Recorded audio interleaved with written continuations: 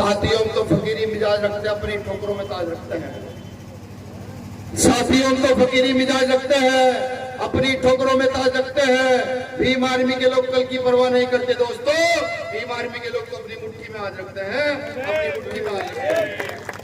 ये देवबंद में कार्यक्रम था, लगातार मेरे साथी के फोन आ रहे हैं कि बड़े बड़े नेता ये कह रहे हैं कि देवबंद में कार्यक्रम नहीं होना चाहिए, बिल्कुल नहीं होना चाहिए। तो मैं उनको भी बताऊं, भीम आर्मी अपनी मेहनत से चलती है, किसी के रहमो करम पर नहीं। आजाद समाज पार्टी के लोग अपनी मेहनत से जिंदा है। तुम्हारे सरकार के अकाओ के या तुम्हारे नेता के अकाओ के रहमो करम पर जिंदा नहीं है। हम बाबा साहब अम्बेडकर के लोग हैं, हम पढ़े लिखे लोग हैं। जब जब तुम अत्याचार करोगे, हम इस देश की व्यवस्था का तख्ता पलट कर यहाँ की व्यवस्था को बदल देने का काम कर देंगे। ये मैं तुमको बता देता हूँ। अपनी बात सुन करूंगा सतगुरु रविदास जी महाराज के दोहे से। उस दोहे को समझने का प्रयास कीजिएगा, वो क्या कह रहे हैं। सतगुरु रविदास जी महाराज 650-700 साल पहले कह रहे हैं कि चाहूं ऐसा राज में मिले सबन को वन, कि चाहूं ऐसा राज में मिले सबन को वन, छोट बड़े सब संत को सहरादास रहे प्रसन्न। उस समय भारत के महान संत जिन्हें संत शिरोमणि की उपाधि प्राप्त है, तो संतों में सबसे अग्रणी है। अब से 700-600 साल पहले वो ये कह रहे हैं कि यहाँ ऐसी व्यवस्था स्थापित होनी चाहिए जहां कोई गैर बराबरी ना हो, जहां कोई कम ना हो। ऐसी व्यवस्था स्थापित होगी तो ये देश आगे तरक्की की और उन्नति की ओर बढ़ेगा। लेकिन जब जब इतिहास के बारे में सोचता हूं और आज का वर्तमान देखता हूं और फिर आने वाला भविष्य जब देख पाता हूं तो डर लगता है। ये महसूस होता है कि जो लोग कभी बैठकर साथ खाना खाया करते थे, आज वो लोग एक दूसरे के दुश्मन हो चले हैं। जो लोग आज एक दूसरे के दुश्मन हो चले हैं, वो कल जाकर के नस्लों को बर्बाद करने के लिए लग गए। मैं देवबंद की भूमि को भी नमन करता हूं, इसलिए नमन करता हूं कि एक समय वो था कि यहाँ हिंदू मुसलमान बैठ करके, जब यहाँ आता था, अंग्रेजों का राज था, बैठ करके एक मदरसे में, एक मस्जिद में और एक मंदिर में बैठ करके उनसे लड़ने के लिए प्लान किया करते थे, उनसे हमें लड़ना कैसे। एक समय आज का भी है कि जब यहाँ मदरसों की छानबीन कराई जाती है, जब यहाँ उलेमाओं पर लांछन लगाया जाता है, ये हमारे लिए गर्व की बात है कि दारुल उलूम भारत के सहारनपुर जिले के देवबंद में स्थापित है, हमारे लिए गर्व की बात है।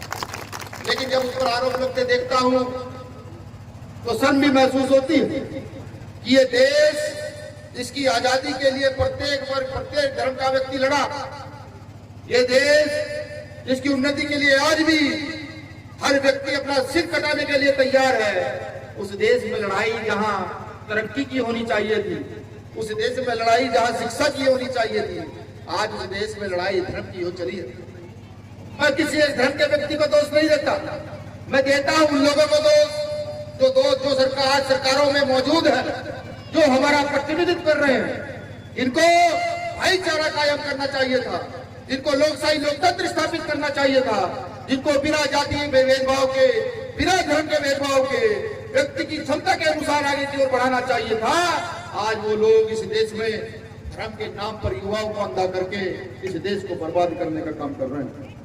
एक समय वो भी था कि जब आजादी की लड़ाई चल रही थी तो सहारनपुर से लेकर मेरठ तक उलेमाओं ने अपने सिर कटवा करके यहाँ के पेड़ों के टायरों पर टंगवाने का काम किया, कायदे का झुकेंगे नहीं। एक समय वो भी था। आज संघ के लोग देशभक्ति बताते हैं, आज वो हमें कहता है कि तुमने किया क्या। आज संघ हमें कहता है कि तुम कौन होते हो। मैं पूछता हूँ, जिसने कभी इस देश का तिरंगा एक्सेप्ट नहीं किया, तुम्हारे वो माफी वीर कि जब यहाँ पर लड़ाई चल रही थी जेल में चले जाते हैं, तो माफी वीर हाथ जोड़कर माफी मांगकर कहते हैं कि हमें माफ कर दिए, तुम्हारी गुलामी करेंगे। तुम हमें सिखाओगे देशभक्ति क्या। मंच के माध्यम से पूरे देशवासियों को बधाई और मंगल कामनाएं देता हूँ। साथियों, एक कहावत है, जो माने आपको उसके मानो बाप को, जो माने आपको उसके मानो बाप को। लेकिन आज इस देश के अंदर उल्टा हो रहा है। आज राजनीति के चलते लोग अपना स्वार्थ सिद्ध कर देना चाहते हैं। कहीं कोई मुसलमान मरे, कहीं कोई दलित मरे, कहीं किसी का बलात्कार हो, लेकिन नेता सुध लेने के लिए तैयार नहीं है। हमें समझना पड़ेगा, हमें चलना किस ओर है, हमें खड़े किस ओर होना है। हमें ये बताना पड़ेगा कि हम जानवर नहीं, हम इंसान हैं। आज हमें दाढ़ी टोपी के नाम पे मारा जाता है, आज हमें बाबा साहब अम्बेडकर के नाम पे मारा जाता है, आज हमें दलित पिछड़ों के नाम पर मारा जाता है। ये समझना पड़ेगा इसका कारण क्या है। इसका सिर्फ एक कारण है, भारत देश के अंदर वो लोग जो समता समानता चाहते हैं, भारत देश के अंदर वो लोग संवैधानिक व्यवस्था में विश्वास रखते हैं, वो लोग चुप है। अगर उन्होंने बोलना शुरू नहीं किया तो ये लिख लीजिए, ये देश रुकेगा, ये देश बिकेगा। और फिर आप कहेंगे कि ये क्या हो रहा है। ये मैं नहीं कहता, उठाकर देखिए देश आज कर्जे में कितना। आज इस राजनीति को पैसों पर आधारित कर दिया गया। एक गरीब का बच्चा वो चाहे कितना भी पढ़ा लिखा है, अगर वो प्रधानी का चुनाव भी लड़ना चाहे तो लड़ नहीं सकता। इसलिए क्योंकि 10 लाख ऊपर होंगे नहीं, वो चुनाव लड़ेगा नहीं। ये जनता की गलती नहीं है, ये गलती उन नेताओं की है जो सत्ता में है, जो पैसे के आधार पर राजनीति को तोड़ने का काम कर रहे हैं। भीम आर्मी ने देश में सिर्फ एक काम किया। भीम आर्मी ने रिक्शा चलाने वाले के बच्चे को, केले बेचने वाले के बच्चे को, आलू बेचने वाले के बच्चे को, पंचर लगाने वाले के बच्चे को इस देश के संविधान का आर्टिकल समझा करके और ये कहा कि अगर चाहो तो तुम भी राजनीतिक सत्ता में हासिल कर या मंत्री, मुख्यमंत्री, प्रधानमंत्री बन सकते हो। ये जब शुरू हुआ तो भीम आर्मी का कार्यकर्ता बच्चा बच्चा वक्ता बन गया। आज भीम आर्मी के पास इतने वक्ता है कि इस देश की हर गली पर अगर खड़ा कर दिया भीम आर्मी कार्यकर्ता करते जाए तो भी 1 घंटा लगातार बोलने की क्षमता रखता है। ये भीम आर्मी ने किया।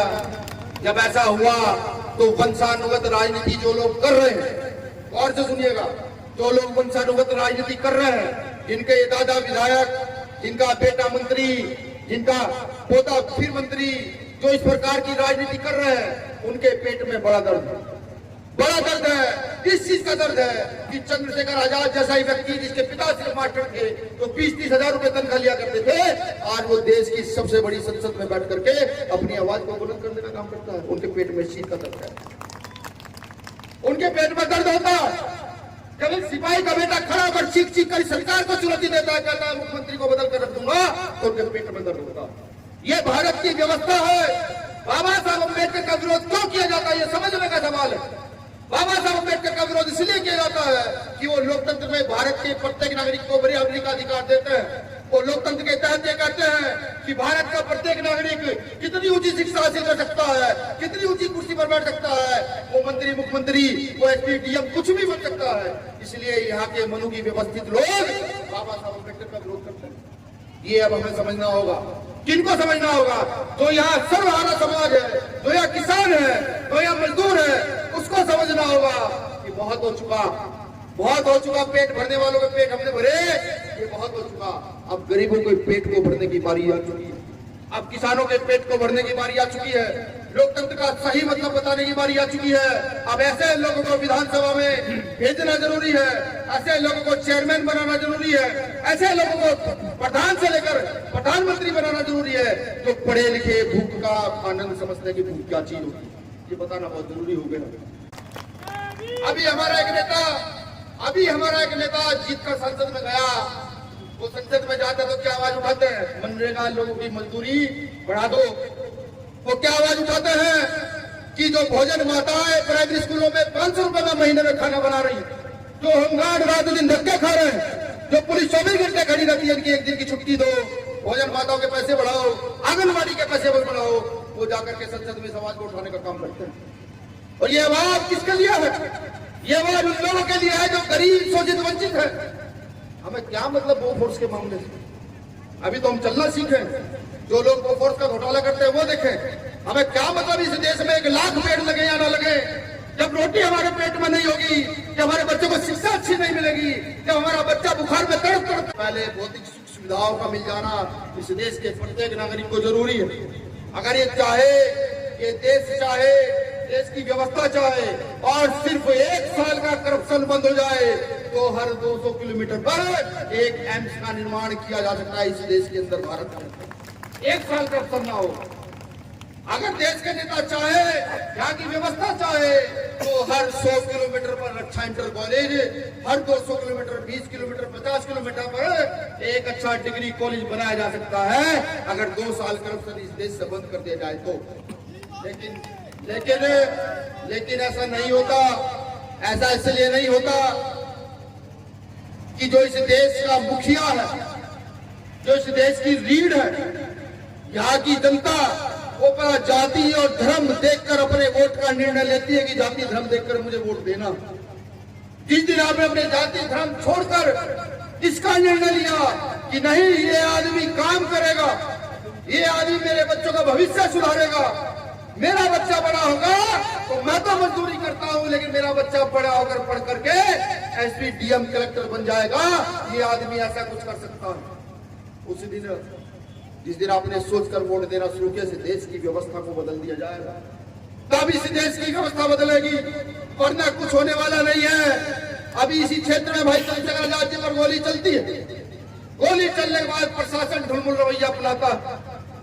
हो सकता है कल फिर गोली चले, फिर मर जाए। कितने लोग पैदा होंगे, कितने मरेंगे लड़ने के लिए? नहीं, इतना समय नहीं है। आज संघ अपनी जड़ों को भारत की मिट्टी में नीचे तक घुसेड़ दिया है, वहां तक घुसेड़ दिया है कि आने वाले समय में नस्ल जो पैदा होगी वो नस्लों को गुलामी की कगार पर लाकर खड़ा कर पैदा करेंगे कि नहीं, तुम्हें सिर्फ इतनी गुलामी करनी और कुछ नहीं करना।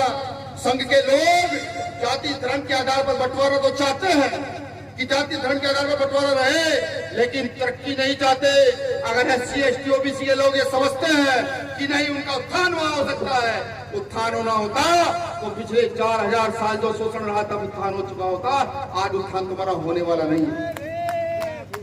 एक महत्वपूर्ण बात मैं आपको और बता दूं, बात बहुत पते की है। ये वो बात है जिस पर ना जाने कितने लोगों की हत्या भारत में हुई है।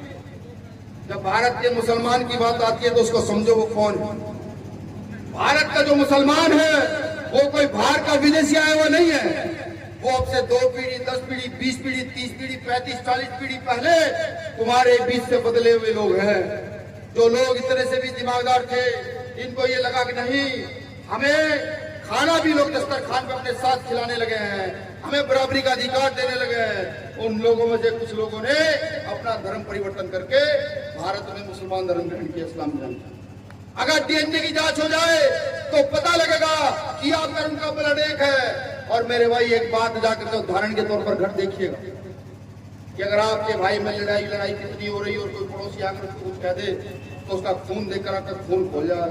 संघ ये जानता, इस बात को संघ जानता है कि यहाँ SC, ST, OBC समाज के लोग जिनका ब्लड एक है, कि अगर ये एकजुट हुए तो इस देश की सत्ता व्यवस्था अपने हाथ में ले लेंगे और यहाँ अपना राज कायम कर देंगे। इसलिए वो आपको हिंदू मुसलमान के फेरे में डालकर रखता है। इसलिए आपको 24 घंटे लड़ाई झगड़े के फेरे में डालकर रखता है। इन फेरों से बाहर निकलने का काम करें, ऐसे नेताओं को चुनने का काम करें जो आपकी व्यवस्था बदल सकते हो। ऐसे नेताओं को चुनने का काम करें जो अगर आपके ऊपर अत्याचार कोई हो रहा हो तो सबसे पहले आकर आपके सामने खड़े हो सकते हो। अभी संबल में 4 भाइयों को गोली लगी, 5 भाइयों गोली लगी। गोली लगने के बाद राजनीति शुरू हुई। हमारे नेता ने तो ये कहा नहीं, मैं तो पहले मिलने जाऊंगा, स्टेटमेंट बाद में दूंगा। प्रशासन ने नहीं जाने दिया। CNRC का दिन मेरे याद, रात को जब 2 बजे मैंने उन्हें फोन किया, हमने भाई बहुत फोन प्रशासन कह रहे हैं आपको उठ जाना चाहिए। उन्होंने मुझे कहा कि 2000 बहनें या 3000 बहनें बैठी हैं, अगर किसी बहन के बुरखे पर एक दाग लगे तो चंद्रशेखर मर जाएगा, जिएगा नहीं। पुलिस से वादा किया, सारी बहनों को घर भेजा और फिर गए जेल। आराम से 30-50 दिन लगभग वो जेल रहे, 54 दिन जेल में रहे। ऐसे नेता की आज जरूरत है इस देश को। मैं यहाँ तमाम साथियों से कहता हूँ, मैं यहाँ के अवाम से कहता हूँ, यहाँ की मीडिया से भी कहता हूँ, यहाँ के प्रशासन से भी कहता हूँ, आप सबकी जिम्मेदारी इस देश के प्रति। आप सब क्या देख रहे हैं कि गलत हो रहा है, आप सब जानते हैं गलत हो रहा है, लेकिन सब मौन है। बोलना पड़ेगा, कहीं ना कहीं तो कुछ ना कुछ करना पड़ेगा। ऐसे लोगों के साथ खड़ा होना पड़ेगा जो लोग मुंह तोड़ जवाब दे सकते हैं। ऐसे लोगों के साथ खड़ा होना पड़ेगा जो व्यवस्था बदल सकते हैं। मैं जानता हूं हम पर संसाधन नहीं है, मुझे पता है कि बहुत सारी गाड़ियां, हेलीकॉप्टर, बहुत सारे पैसे नहीं है जो व्यवस्था बदल दी जाए, लेकिन एक ताकत हम लोगों में है, जनसंख्या की ताकत। हमारी आबादी इतनी है कि अगर हम सिर्फ 10 दिन अपने यार दोस्त, रिश्तेदार, भाई बंधु को आस पड़ोस में प्रसार करना शुरू कर दें तो इस जिले का, इस देश का कोई घर ऐसा नहीं बचेगा जब भीम आर्मी का एक कार्यकर्ता नहीं होगा आपके घर के अंदर। इसीलिए वो लोग हमसे डरते हैं, इसीलिए बार बार हमारा विरोध किया जाता है, इसलिए ही मेरे कार्यकर्ताओं को पूरे देश में लगातार जेल में भेजा जाता है। मैं तो इस मंच के माध्यम से एक ही वादा करूंगा कि जब तक जीवन है, जब तक सांस में सांस है, तब तक इस देश की व्यवस्था को बदलने के लिए काम करता रहूंगा। मेरी टीम इस देश की व्यवस्था की, इस देश में बढ़ रही अव्यवस्था को बदलने के लिए काम करती रहेगी। लड़ेंगे, लड़ते लड़ते मरेंगे, बीमारी से, एक्सीडेंट से मरने का काम नहीं करेंगे। मैं एक बात और बहुत जिम्मेदारी से कहता हूं, आज देश की आजादी के 70 साल के बाद भी अगर हम सम्मान का जीवन नहीं जी सकते, अभी भी अपने सम्मान के लिए खड़े नहीं हो सकते, तो इससे अच्छा मर जाना बेहतर है। अगर सम्मान नहीं तो इससे अच्छा मौत सही है, लेकिन सम्मान से समझौता कभी मत कीजिए। जो लोग सम्मान से समझौता करते हैं उनकी आने वाली नस्लें गुलाम हो जाती है। और मुझे गर्व होता है ये कहते हुए कि इस देश के मुसलमान ने, इस देश के दलित पिछड़े ने कभी सम्मान से समझौता नहीं किया। उन्होंने अपने प्राणों की आहुति को दी, लेकिन सम्मान से समझौता करने का काम कभी नहीं किया। मैं ये भी आपसे कहता हूं कि ये व्यवस्था है, बदलेगी, आप चाहे ना चाहे बदलेगी। अगर आज विनय रतन सिंह भीम आर्मी का सही नेतृत्व कर पा रहा है तो ठीक, और अगर सही नेतृत्व नहीं कर पाएगा तो सब हाथ खड़े करके कहिएगा विनय रतन को बदलकर किसी और की यहाँ पर आवश्यकता है। ये मैं भी आपको बड़ी जिम्मेदारी से कहता हूँ, यही लोकतंत्र है, इससे ज्यादा कुछ नहीं। जो लोग बाबा साहब की विचारधारा को गलत समझते हैं और ये कहते हैं नहीं डॉक्टर अम्बेडकर की विचारधारा है गलत, तो बाबा साहब अम्बेडकर को एक बार पढ़ने का प्रयास जरूर करें। समय तो लगेगा उनको समझने में, लेकिन जो व्यक्ति डॉक्टर अम्बेडकर को एक बार पढ़ लेगा तो उसको ये पता लगेगा उसके जीवन की जितनी भौतिक सुख सुविधाएं हैं, सिर्फ बायोलॉजिकल चीजों को छोड़कर जितनी सुख सुविधाएं हैं डॉक्टर अम्बेडकर के कलम की नोक के नीचे से निकल करके तब आपको मिली हुई। तो मैं ये आपसे गुजारिश करता हूं कि मजबूती के साथ भीम आर्मी के कार्यकर्ता बने, मजबूती के साथ आजाद समाज पार्टी के कार्यकर्ता बने।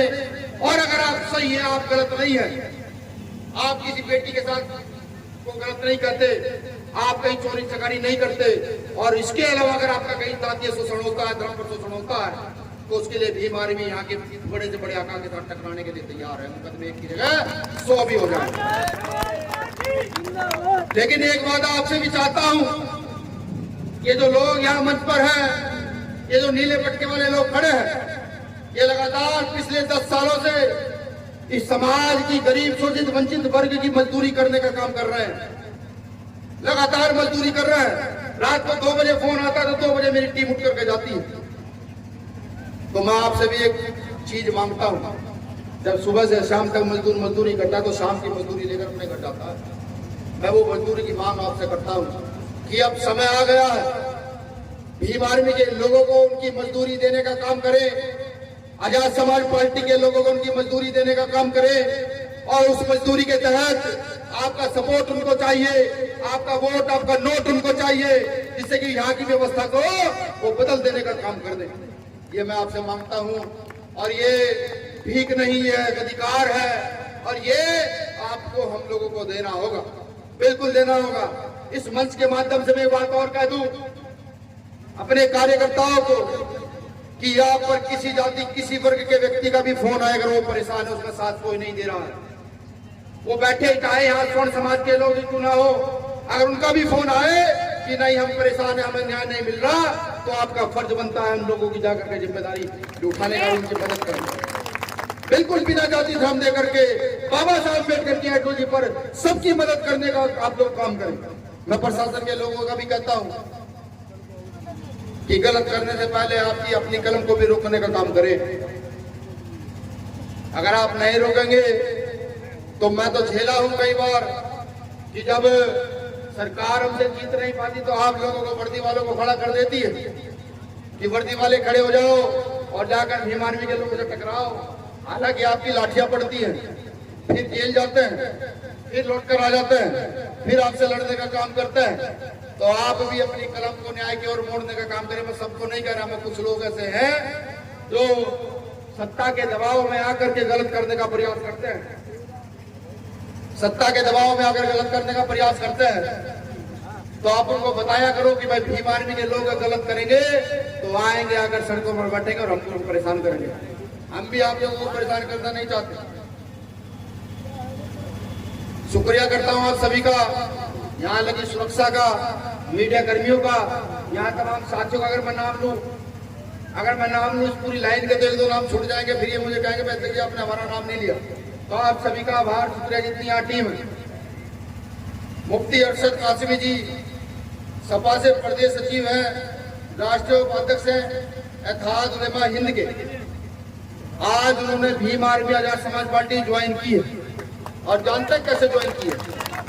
बिना किसी शर्त के। ना उन्होंने ये कहा कि मुझे कोई पद चाहिए, ना उन्होंने ये कहा कि मुझे कोई पद चाहिए। बस उन्होंने एक शर्त रखी कि मैं अपनी कौम का भला चाहता हूँ, मेरी कौम का रक्षण हो, इसलिए मैं भीम आर्मी आजाद समाज पार्टी में आ रहा हूँ। और मैं आपसे वादा करता हूँ कि जब जब गलत होगा भीम आर्मी पहले की तरह टकराएगी, जैसे लगातार टकराती रही है। अच्छा, एक हमारे बीच में एक बहुत ही मशहूर चेहरा क्या, मुझे खुद उनसे मिलकर अच्छा लगा, मुफ्ती ताहिर हुसैन साहब जी हैं, जो चीफ काजी सेंटर की दारुल उलूम सफा दिल्ली से चल कर आए। मैं आपका शुक्रिया अदा करता हूँ, मैं आपसे वादा भी करता हूँ जब जब कभी मुसीबत होगी और आप याद करेंगे तो भीम आर्मी सिर्फ ये नहीं है जो लोग आप देख रहे हैं, भीम आर्मी इस देश के 24 राज्यों में काम करती है और ऐसा कोई गांव नहीं जहाँ भीम आर्मी का एक कार्यकर्ता ना आपको देखें। तो अभियान लड़ा देने का काम करेंगे। आप सभी का शुक्रिया। अपनी नारों से मैं अपने वक्तव्य को खत्म करूंगा, लेकिन नारों का जोर इतना हो, आज पता लगे देवबंद में कोई कार्यक्रम हो रहा। भीम आर्मी जिंदाबाद, जिंदाबाद, जिंदाबाद, भीम आर्मी जिंदाबाद, जिंदाबाद, जिंदाबाद, आजाद समाज पार्टी जिंदाबाद, जिंदाबाद, जिंदाबाद, आजाद समाज पार्टी जिंदाबाद, जिंदाबाद, जिंदाबाद, भाई चंद्रशेखर आजाद जिंदाबाद, जिंदाबाद, जिंदाबाद, भाई चंद्रशेखर आजाद जिंदाबाद, जिंदाबाद, जिंदाबाद, भाई चंद्रशेखर आजाद जिंदाबाद, जिंदाबाद, जिंदाबाद। अंत में एक निवेदन, किसी सभा का, क्योंकि हम लोग जब सभा कराते हैं, दलित समाज के लोग, पिछड़े समाज के लोग, अल्पसंख्यक समाज के लोग, तो एक एक रुपया इकट्ठा करते हैं, एक एक दाना इकट्ठा करके जब सभा कराते हैं। जब आप यहाँ से जाएं तो आप सबकी जिम्मेदारी आज जाकर के 10 लोगों से मिलना जरूर, और उनसे भीम आर्मी आजाद समाज पार्टी के विषय में सिर्फ ये जानना है कि उनका काम कैसा है। जो व्यक्ति ये कहे कि इनका काम सही है, उनको कुछ नहीं करना, लेकिन जो व्यक्ति ये कहे कि नहीं उनका काम सही नहीं है, तो उनको भीम आर्मी आजाद समाज पार्टी और भाई चंद्रशेखर आजाद के काम को बताने का काम करना है। आज यहाँ से जाकर के आपको इतना काम करना है। शुक्रिया। जय भीम, जय भारत, जय संविधान।